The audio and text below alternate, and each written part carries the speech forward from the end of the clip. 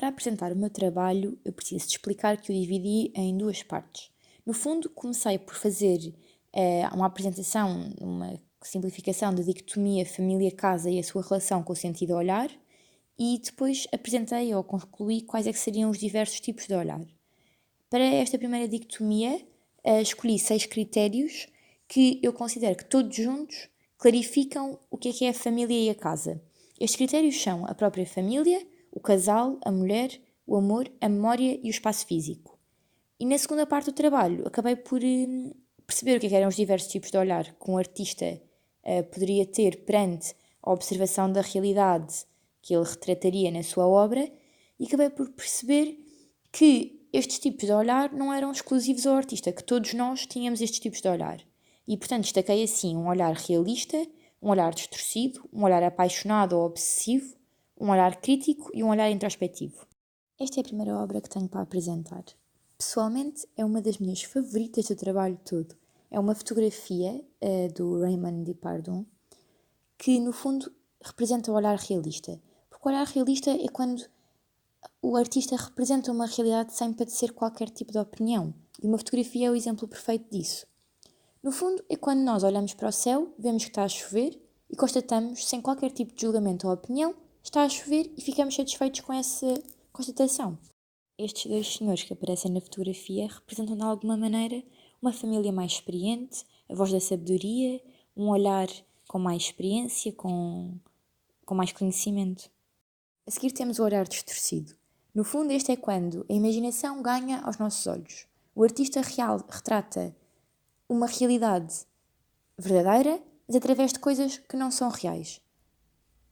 Eu imagino sempre, quando penso nisto, que é aquela sombra que nós vemos à noite quando estamos deitados a refletir na parede e que por um milésimo de segundo achamos que é um bicho-papão, mas no fundo sabemos que não. Ou seja, é quando a nossa imaginação vai para lá dos nossos olhos. E isto é o olhar distorcido. Nesta obra, em concreto, o artista retrata uma família, mas através apenas do núcleo, do essencial. Os círculos são-nos suficientes para percebermos que é uma família, mas sem estar uma família retratada ao mesmo tempo. Uma realidade através de uma coisa irreal. O olhar apaixonado ou obsessivo é quando um artista representa algo que lhe é muito querido, por quem ele tem quase uma relação platónica e que muitas vezes é obsessiva. No fundo, ele gosta tanto daquilo que está a representar que o quer fazer da melhor forma, da forma mais bonita, da maior forma possível, quase exaustivamente até ficar perfeito, sem muitas vezes nunca conseguir alcançar esta perfeição platónica que no fundo é ele próprio que cria.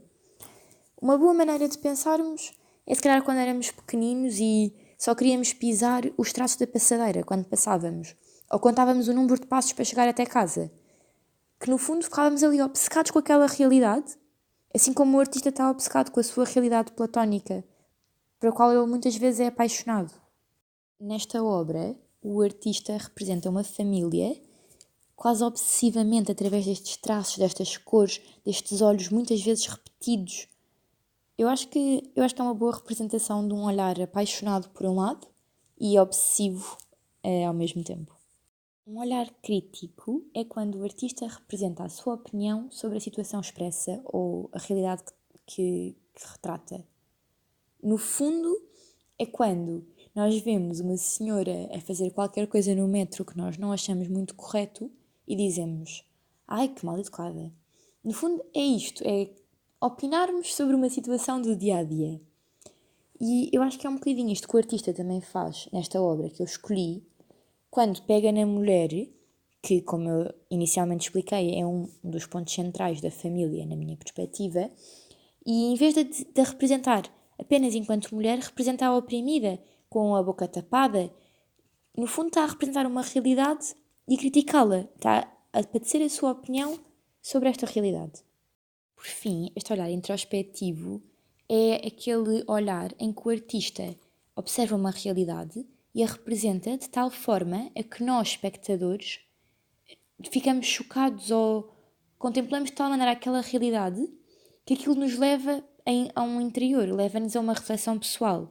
Muitas vezes, este olhar introspectivo não é só introspectivo enquanto o artista, enquanto mediador, da realidade para nós espectadores, mas muitas vezes é o próprio artista que faz a reflexão e a introspeção sobre aquela realidade que está a destacar ou a que está a pintar, por exemplo. E por isso este olhar introspectivo, às vezes, vai para lá do artista e outras vezes fica preso nele próprio. Apesar de, se calhar, nós nem nos depararmos com isso.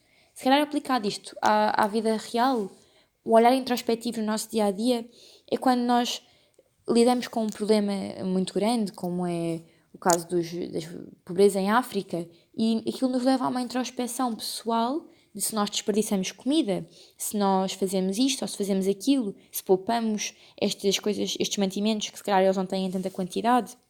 No fundo é este olhar introspectivo que eu quis destacar neste tipo de olhar.